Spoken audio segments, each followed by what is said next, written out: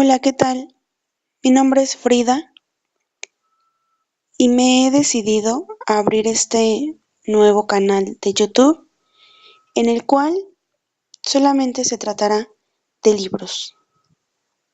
Hoy quise comenzar con Madame Bovary de Gustave Flaubert y nada, solamente quiero compartir audiolibros leídos por mí porque muchas veces no tenemos el tiempo, quisiéramos leer, pero hay ocupaciones que debemos resolver.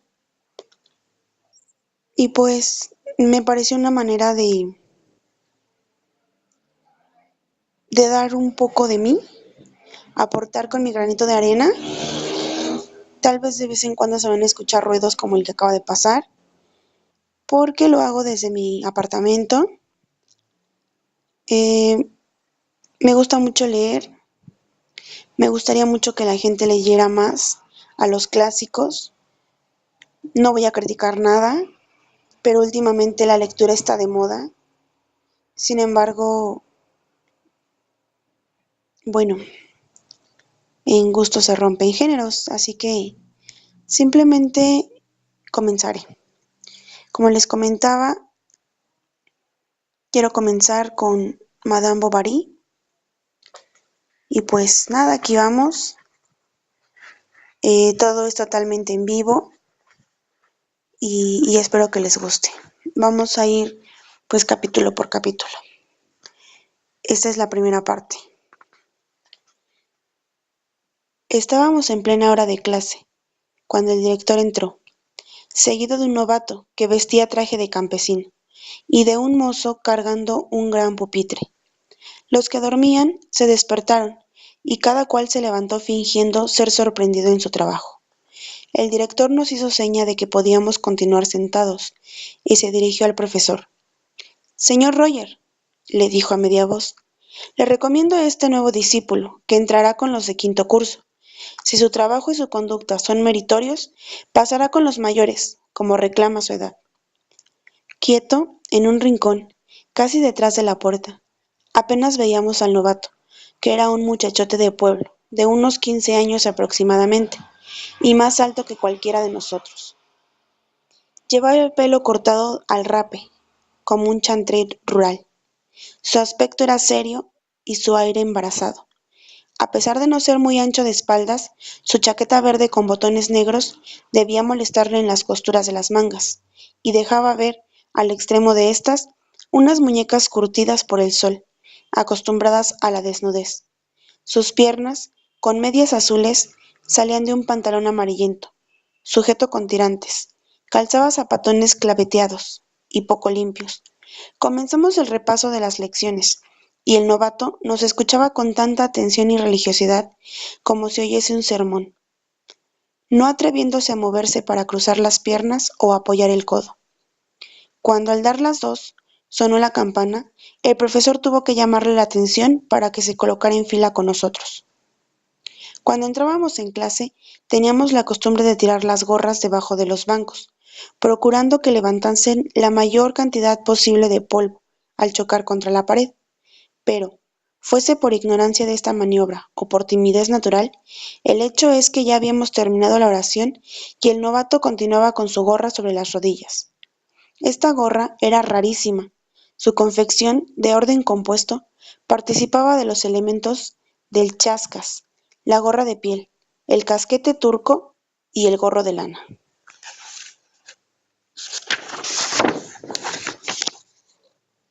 Era una de esas cosas desdichadas, cuya fealdad muda tiene la profundidad de expresión del rostro de un imbécil, ovoide y armada con ballenas.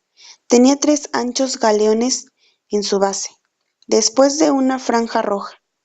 Luego, unos adornos de terciopelo y piel de conejo, recortados en forma romboidal. A continuación, una especie de saco que terminaba en un polígono de cartón, y sobre este un bordado de dibujo complicadísimo, del cual pendían cordoncillos rematados por bellotitas de madera. La gorra era nueva, a juzgar por el brillo de la visera. Pónganse de pie, exclamó el profesor. Al levantarse se le cayó la gorra. Toda la clase rompió a reír. Agachóse para recogerla, pero un codazo del vecino volvió a tirársela y tuvo necesidad de recogerla de nuevo. Suelte usted ese casco, gritóle el profesor, que era hombre de buen humor. Las carcajadas fueron tan generales que desconcertaron al pobre muchacho, el cual no sabía ya si seguir con la gorra en la mano, tirarla o ponérsela. Decidió volver a sentarse, colocándosela sobre las rodillas. Levántese usted, insistió el profesor, y dígame su nombre. El muchacho articuló con voz temblorosa un nombre ininteligible. Repítalo. Volvió a oírse el mismo barullo de sílabas, coronado por las carcajadas de toda la clase. Entonces, como quien adopta una resolución extrema y abriendo una boca enorme, lanzó a voz en grito como si llamara a alguien la siguiente frase. ¡Carbo Barí! El escándalo que se produjo fue enorme. Se gritaba, se aullaba, se ladraba. Todos repetían «Carbo Barí», hasta que por fin fue calmándose, no sin oírse de cuando en cuando, como un petardo mal apagado, el estallido de alguna risa que contagiaba a los de un mismo banco. Bajo una lluvia de pescozones, el orden logró restablecerse, y el profesor, que pudo al fin adivinar el nombre de Carlos Bovary, haciéndoselo repetir, deletrear y releer, mandó al pobre diablo que tomase asiento en el banco de los desaplicados, colocándolo al pie de la mesa de la cátedra. Echó a andar el muchacho, pero antes titubeó. ¿Qué busca usted? Mi cor, contestó tímidamente, a la vez que miraba a su alrededor con ojos inquietos. 500 versos de castigo a toda la clase, gritó furiosamente el profesor, con lo cual contuvo, como el cuo cego, una nueva borrasca. Todos quietos, añadió indignado, limpiándose el sudor con el pañuelo. En cuanto a usted, joven, me copiará 20 veces el verbo ridiculus sum. Y luego, dulcificando un tanto la voz, añadió, ya aparecerá su gorra. No se la han robado a usted. Volvió todo a la calma anterior. Las cabezas se inclinaron sobre los libros, y el novato permaneció durante 2 horas en actitud ejemplar, aunque de vez en cuando iba a dar en su cara alguna que otra bolilla de papel, pero él se limpiaba impasible y permanecía inmóvil, con los ojos bajos. Por la noche, al volver al estudio, sacó de su pupitre unos manguitos, ordenó todo lo suyo y arregló el papel cuidadosamente. Le vimos que trabajaba a conciencia, acudiendo al diccionario en busca de cada palabra, y gracias a este esfuerzo de su voluntad, no pasó a otra clase inferior, pues si bien conocía regularmente todas las reglas, carecía en cambio de elegancia en los giros. Había recibido del cura de su pueblo las primeras lecciones de latín, y sus padres, por razones de economía, se vieron obligados a enviarle al colegio lo más tarde que les fue posible. Su padre, el señor Carlos Dionisio Bartolomé Bovary, antiguo practicante de sanidad militar, comprometido allá por el año 1812 en asuntos de quintas y obligado a abandonar el servicio, se aprovechó de sus prendas personales para atrapar una dote de 60.000 francos que le llevó la hija de un comerciante en gorras, la cual se había enamorado de su físico. Guapo, dicharachero, sabiendo hacer sonar sus espuelas, luciendo sus patillas unidas al bigote, con los dedos ensortijados y sus trajes llamativos, tenía aire de matón, unido a esa alegría frívola del viajante de comercio. Una vez casado, vivió 2 o 3 años del dinero de su mujer, comiendo bien, levantándose tarde, fumando sus enormes pipas de porcelana, retirándose a casa después de acabados todos los espectáculos y frecuentando los cafés. Murió el padre de su mujer, dejando poco dinero. Esto indignó a Bovary y le decidió a proseguir su negocio, en el cual tuvo pérdidas, por lo que hubo de abandonarlo y dedicarse al campo, donde quiso hacer valer sus facultades. Pero como de agricultura entendía lo mismo que de industria, resultó que montaba sus caballos en vez de enviarlos a que labrasen. Se bebía la sidra en botellas antes de venderla por barricas, comíase lo mejor del gallinero y daba grasa a las botas con la manteca de sus puercos. hasta que se convenció de que le sería más provechoso abandonar toda especulación. Por unos 200 francos de renta, alquiló, en un pueblo situado entre Caux y la Picardía, una casa mitad granja, mitad hotel, y apesadumbrado, roído de penas, acusando al cielo,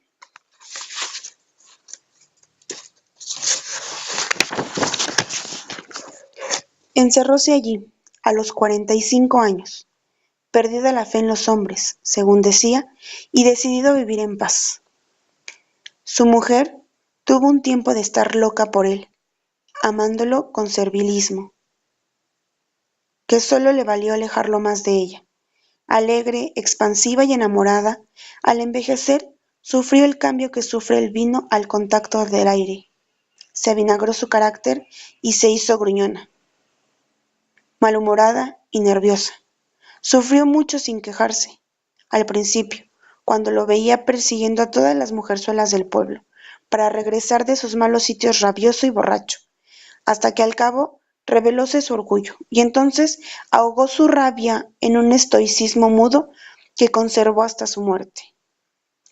Decidióse por entero a la dirección de la casa, siendo ella la que iba a consultar a los abogados, ver al juez, cuidarse de los vencimientos y obtener prórrogas, al mismo tiempo que en la casa cosía, repasaba, planchaba, vigilaba la servidumbre y pagaba las cuentas.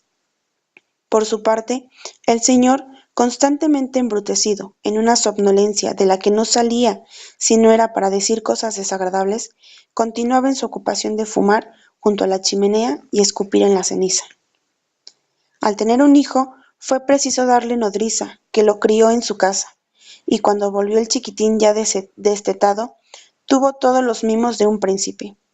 La madre atracábalo de dulces, el padre le dejaba corretear descalzo y con aires de filósofo decía que no veía inconveniente en que el chico fuese desnudo como los hijos de los animales. Frente a las teorías maternales, él había concebido una idea viril de la infancia, por el que había de formarse su hijo, para lo cual debía educársele rudamente, a la espartana, con objeto de que adquiriese una constitución robusta. Acostábalo en una habitación fría, y le enseñaba a beber ron a grandes tragos, y lanzar insultos al paso de las procesiones. Pero como el chico era de natural pacífico, no correspondía a estos esfuerzos. Su madre lo tenía siempre junto a ella, recortándole muñecos de cartón, contándole cuentos y entreteniéndose con él en largos monólogos, llenos de alegres melancolías y mimos delicados. Viéndose aislada en la vida, amontonó sobre aquella cabecita de niño todas sus vanidades perdidas y desechadas. Soñaba para él las más grandes posiciones, y lo veía ya hombre, bello, espiritual, ingeniero o magistrado. Le enseñó a leer y algo de música, haciéndole aprender 2 o 3 canciones que ella le acompañaba en un viejo piano de la casa. A todo lo cual el señor Bovary, poco afecto a las letras, decía que aquello no vale la pena. ¿Tenían ellos medios para sostenerle en un colegio oficial? ¿Para comprarle un título o establecerlo en el comercio? Además, para triunfar siempre en la vida no hace falta más que un mucho tupé. La señora Bovary, al oírlo, se mordía los labios sin contestar, y el chico seguía correteando por el pueblo detrás de los trabajadores y apedreando las bandadas de cuervos. Comía moras, apaleaba los pavos, estropeaba los sembrados, corría por el bosque, jugaba los días de lluvia en el pórtico de la iglesia, y en las grandes festividades obtenía del sacristán que le dejase repicar las campanas para colgarse de la cuerda y sentirse suspendido al voltearlas. De este modo fue creciendo fuerte como un roble y con sanos colores.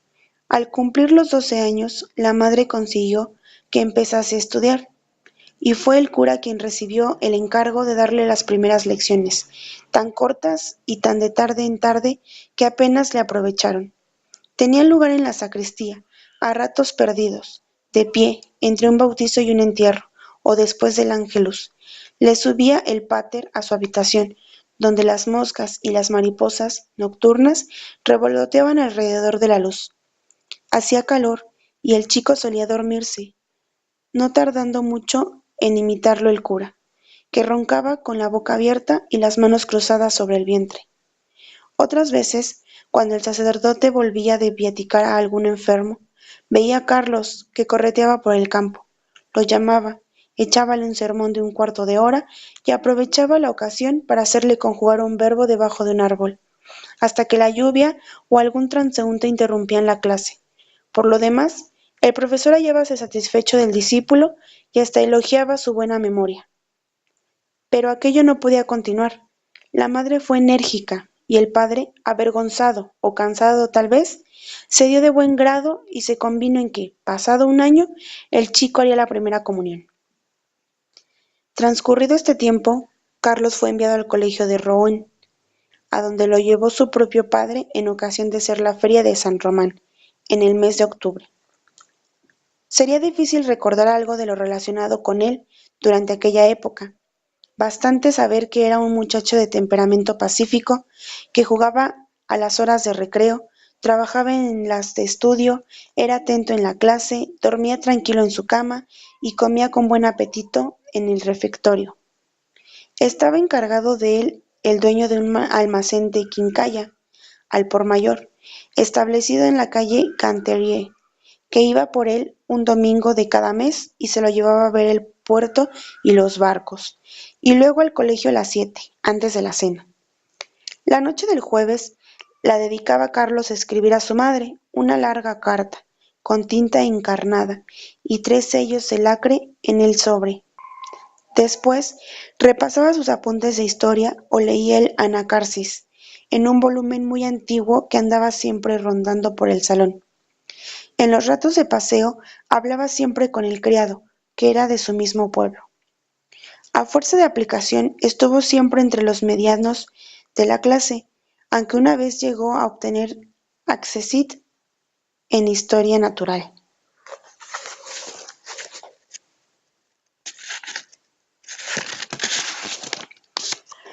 Pero al terminar el tercer año, sus padres se lo llevaron del colegio, convencidos de que no podía por sí solo terminar el bachillerato y hacer los estudios de medicina. Su madre le encontró una habitación en un cuarto piso, que daba al Urdebeg, en casa de un tintorero conocido suyo. Cuidó de su instalación, dándole por muebles una mesa, 2 sillas y una cama de madera que hizo traer del pueblo, y le compró un braserillo con la provisión de combustible necesaria para que su pobre hijo se calentase. A los 8 días partió la buena señora, no sin recomendarle 1000 veces que se condujera bien al quedarse abandonado a sí mismo. El programa de los cursos que leyó en el cuadro de anuncios lo aturdió. Clases de anatomía, patología, fisiología, farmacia, química, botánica, clínica y terapéutica, sin contar la higiene y las materias médicas, nombres todos cuya etimología le era desconocida, y que le aparecían como las puertas de otros tantos santuarios llenos de tinieblas augustadas para él. No comprendía nada, aunque esforzaba su atención, pero a pesar de esto trabajaba, llenaba de notas sus cuadernos, no perdía una sola clase y cumplía su obligación de igual modo que el caballo de una noria que da vueltas con los ojos vendados sin enterarse de lo que hace. Para mayor economía, su madre le enviaba todas las semanas, por el ordinario, un trozo de ternera asada que le servía para almorzar todas las mañanas, al volver del hospital, y muchas veces tenía que limpiarlo de hormigas. Después iba a la clase, al hospital, al anfiteatro y volvía a casa recorriendo incontables calles. Por la noche, después de la modesta comida que hacía con el tintorero, subía a su habitación y se entregaba al estudio, mientras, al calor del braserillo al rojo, le humeaba la ropa húmeda. En los días hermosos de verano, cuando las calles, caldeadas, están sin gente, apoyábase de codos en la ventana. El río, que hacía de aquel barrio de Rouen una especie de Venecia sucia, se deslizaba a sus pies con tonos amarillos, violáceos o azules, al pasar bajo los puentes. Obreros inclinados en la orilla se la boteaban manos y brazos. Pendientes de perchas que salían de lo alto de los graneros, veíanse madejas de algodón secándose al aire. Enfrente, por encima de los últimos tejados, extendíase un cielo puro en el que se destacaba una puesta de sol rojiza. Qué bien se debía estar allí abajo, qué frescura la de aquellas lejanas almendras. Y sus narices se dilataban para aspirar los sanos olores del campo que no llegaban hasta él. Adelgazó y creció, y su rostro adquirió una expresión de delicadeza que le hacía casi interesante. Poco a poco, por descuido, fue desligándose de sus obligaciones. Un día faltó al hospital, otro a la clase, y saboteando su pereza, acabó por no volver más. Se acostumbró a ir a la taberna y se aficionó al dominó. Todas las noches se metía allí, y aquello de golpear con las fichas el mármol de las mesas le parecía un acto de libertad que lo elevaba a sus propios ojos. Fue como la iniciación suya en el mundo, el acceso a los placeres prohibidos, y cuando se retiraba a su casa ponía la mano en el picapote con un placer casi sensual. Entonces fue cuando despertaron en él muchas cosas hasta entonces aletargadas. Aprendió cancioncillas, fue entusiasta de veranear, se aficionó a los ponches de ron y conoció el amor. Toda esta maniobra le hizo, naturalmente, fracasar por completo al examinarse de practicante, y aquella misma noche le esperaban en la casa de sus padres para celebrar el triunfo. Partió a pie, y a la entrada del pueblo se detuvo, haciendo venir a su madre para revelárselo todo. Una vez en casa, la pobre señora se dio trazas para disculpar al estudiante, achacándolo todo a la injusticia de los profesores. Hasta 5 años después no supo el señor Bovary lo ocurrido, y como cosa vieja ya, pasó por ella, no pudiendo además creer que un descendiente suyo fuese un imbécil. Carlos volvió a aplicarse, y aprendiéndose de memoria todos los temas, acabó por obtener el título con una buena nota. ¡Qué gran día aquel para su madre! Se dio una espléndida comida en la casa. ¿Dónde iría Carlos a ejercer? Lo mejor era Tostes, donde no había más que un médico ya viejo, cuya muerte venía espiando la señora Bovary desde hacía tiempo, y aún el pobre señor no se disponía a morir, cuando Carlos fue a establecerse como sucesor suyo. Pero no estaba todo hecho, con haber educado al hijo, haciéndolo médico e instalándolo en Tostes. Le hacía falta una mujer, y se dio con ella, la viuda de un alguacil del juzgado de Dieppe, que tenía 45 años de edad y 1.200 libras de renta. Aunque fea, seca como aspa de molino y con más granos que una primavera, a la señora Dubuc no le faltaban partidos que elegir, y la madre de Carlos tuvo necesidad de eliminarlos a todos valiéndose de distintas mañas. Una de ellas, descubrir las intrigas de un choricero a quien protegían los curas. Carlos, por su parte, había vislumbrado en el matrimonio una mejora de posición, imaginando que de este modo sería más libre y podría disponer a su arbitrio de su persona y de su dinero. Pero no ocurrió así. Su mujer se erigió en dueña, y el pobre marido, delante de la gente, se vio obligado a decir y hacer cuanto ella quería, a ayunar los viernes, vestir a gusto de ella y asediar a los clientes que se retrasaban en el pago.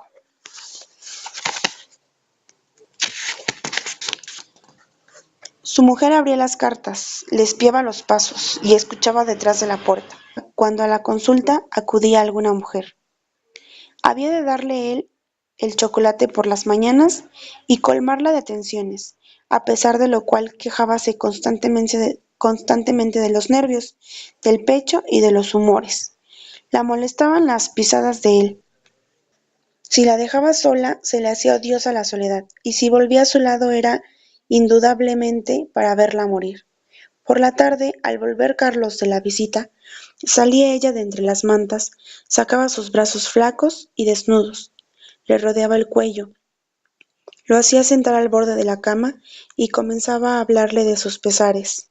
Él olvidaba, quería otra, ya le habían pronosticado que sería desgraciada, y acababa aquello pidiéndole algún jarabe para su salud y un poco más de amor.